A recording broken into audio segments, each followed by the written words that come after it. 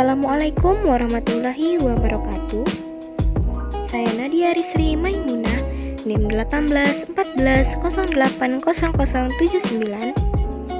dengan dosen Ibu Dr. Milyasari SPD MSI, Universitas Islam Negeri Imam Bonjol Padang. Mata kuliah Biofisika. Pada kali ini saya akan menjelaskan tentang fluida dalam sistem biologi. Selamat menyaksikan. Materi yang pertama yaitu prinsip fluida pada aliran darah manusia.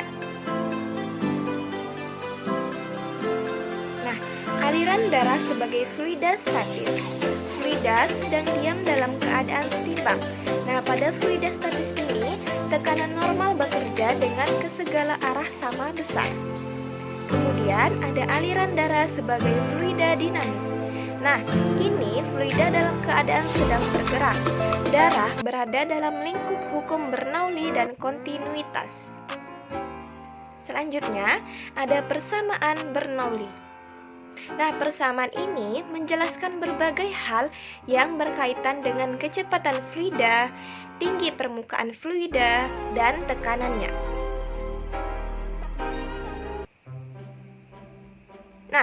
Selanjutnya ada prinsip fluida pada paru-paru.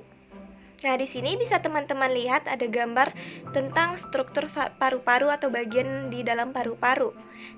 Gerakan pernapasan menyebabkan perubahan volume toraks atau dada dan perubahan tekanan gas dalam rongga yang mengakibatkan udara mengalir ke dalam atau keluar rongga dada. Pada hukum Boyle, tekanan gas dalam ruang tertutup berbanding terbalik dengan volumenya. Bila volume makin besar, maka tekanan makin kecil. Maka tekanan makin besar. Rumusnya P1 dikali V1 sama dengan P2 dikali V2. Kontinuitas pada ikan sumpit. Kontinuitas pada ikan sumpit ini yang pertama pada bentuk tubuhnya. Bentuk tubuh ikan sumpit dari ujung moncongnya hingga sirip punggung hampir lurus. Warna ikan ini adalah putih atau keperakan dengan punggung memiliki garis-garis hitam. Biasanya terdiri dari 5-7 garis. Memiliki mulut dengan bentuk protasklir dengan rahang bawah menonjol keluar. Ukuran tubuhnya umumnya kecil, sekitar 5-10 cm. Kemudian yang kedua pada habitatnya. Jadi ikan sumpit ini sering ditemukan di Asia Tenggara, dari India ke Filipina, Indonesia, Vanuatu, Kepulauan Solomon, dan Papua Nugini. Namun, terdapat juga beberapa spesies yang ditemukan di Australia bagian utara. Ikan sumpit mendiami muara sungai dan perairan pesisir payau Asia dan di rawa-rawa bakau dan bahkan di Australia bagian utara. Yang terakhir, pertahanan hidupnya.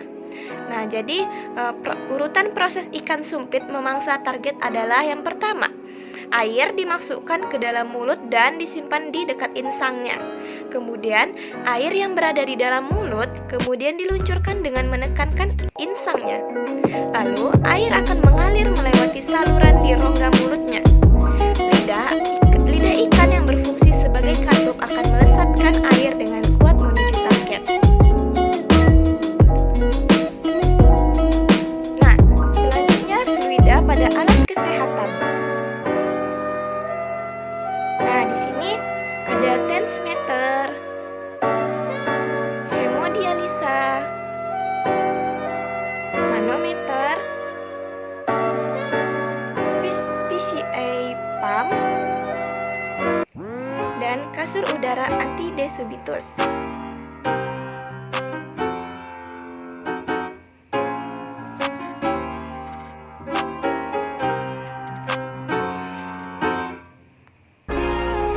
Pada tensimeter, prinsip kerja alat pengukur tekanan darah sama dengan YouTube manometer. Manometer adalah alat pengukur tekanan yang menggunakan tinggi kolom atau tabung yang berisi liquid statik untuk menentukan tekanan.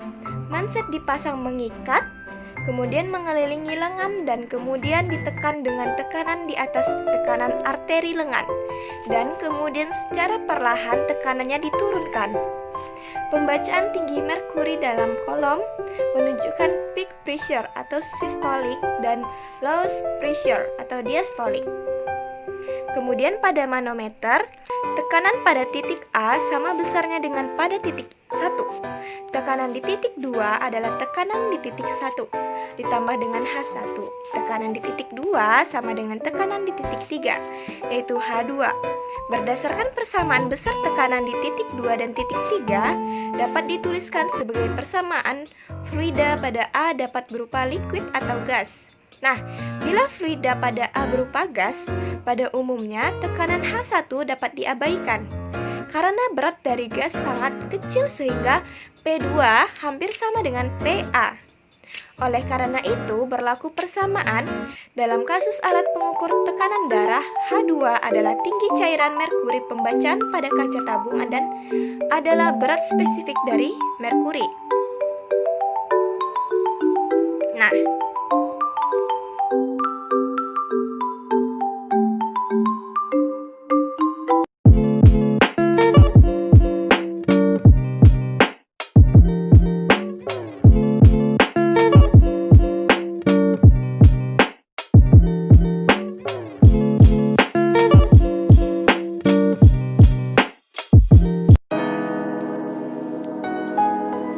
proses fotosintesis pada tumbuhan bermula dari bagian bawah tumbuhan yaitu akar. Akar akan menyerap air yang berada di tanah melalui pembuluh kayu atau silem dan membawanya naik melewati batang dan kemudian menuju ke daun. Daun merupakan bagian yang penting bagi tumbuhan. Hasil fotosintesis yang berupa glukosa dan oksigen semua diproses dalam daun.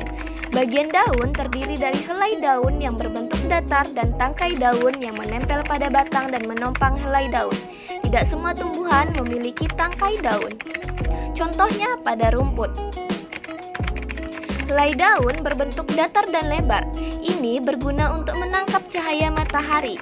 Di dalam bagian daun terdapat beberapa lapisan, yaitu lapisan epidermis atas, jaringan mesofil, dan epidermis bawah. Lapisan epidermis atas memiliki fungsi melindungi bagian dalam dari daun. Jaringan mesofil dibagi menjadi dua bagian, yaitu jaringan tiang dan jaringan bunga karang.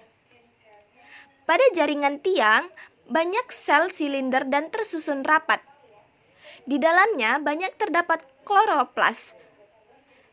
Sedangkan pada jaringan bunga karang memiliki susunan sel yang lebih longgar. Di bagian ini juga terdapat berkas pembuluh angkut yang terdapat pada tulang daun, di mana fungsinya adalah sebagai alat transport dan penguat daun.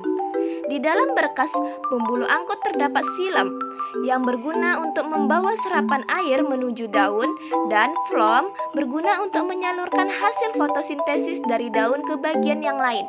Bagian paling bawah adalah bagian epidermis bawah. Di sini terdapat banyak lubang yang disebut stomata. Masing-masing stomata dikelilingi oleh dua sel penjaga untuk mengatur terbuka dan tertutupnya stomata. Karbon dioksida di lingkungan sekitar akan diserap melalui dan kemudian masuk ke dalam jaringan bunga karang atau spons. Selanjutnya, molekul air serta karbon dioksida dibawa ke jaringan palisade dan masuk ke dalam sel berbentuk silinder. Kloroplas kemudian menyerap kedua molekul itu. Kloroplas memiliki membran ganda yang mengelilingi stroma. Terdapat pula tumpukan membran tilakoid yang membentuk grana. Klorofil terdapat pada membran tilakoid. Klorofil hanya menyerap cahaya berwarna ungu, merah, dan biru. Karena warna ini memang lebih baik dari warna lainnya. Warna hijau pada klorofil adalah cahaya hijau yang tidak diserap oleh daun dan sampainya pada mata kita. Itulah kenapa daun berwarna hijau. Reaksi terang dan reaksi gelap. Reaksi terang berlangsung di dalam grana, sumber energi cahaya matahari. Hasil reaksinya yaitu O2 atau oksigen, ATP, dan NADPH2. Sedangkan reaksi gelap berlangsung pada stroma, sumber energi hasil dari reaksi terang ATP dan NADPH2. Hasil reaksinya yaitu glukosa. Untuk glukosa akan diangkut melalui floem menuju ke seluruh bagian tumbuhan untuk makan dan pertumbuhan. Sedangkan untuk oksigen akan tersebar keluar melalui stomata. Oksigen ini adalah bagian yang sangat penting untuk kelangsungan hidup makhluk di bumi. Salah satunya yaitu untuk bernafas. Udara di sekitar juga akan lebih bersih dan segar. Nah, yang terakhir, konsep fisika pada proses naiknya air dan akar sampai ke daun dalam proses fotosintesis.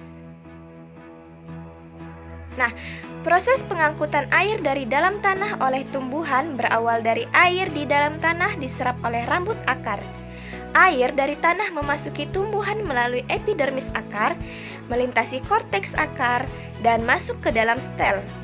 Bagian akar yang dilewatinya adalah bulu akar, sel-sel korteks, sel-sel endodermis, sel-sel persikel, dan akhirnya air itu sampai pada pembuluh kayu atau silem. Nah, jadi dia ada 3 faktor pengangkutan air dan mineral tumbuhan. Yang pertama, faktornya yaitu tekanan air, kemudian kedua kapilaritas batang, dan yang ketiga daya isap daun.